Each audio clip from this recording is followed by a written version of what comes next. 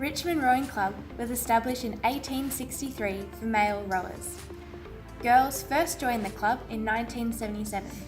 Now, with a boathouse on the banks of the Yarra River in Melbourne, we are very proud to have equal numbers of males and females in our club. Our recruitment drive is attracting more young women 18 to 30 years to the club. But we don't have enough small boats of the right specs to develop their rowing as quickly as we'd like. Can you help us, please?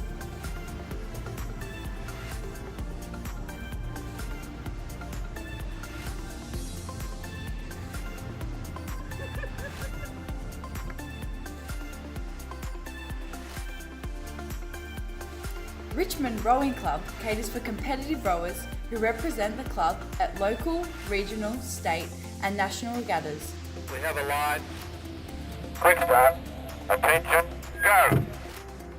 And also those who don't wish to compete but enjoy keeping fit and love the social contact.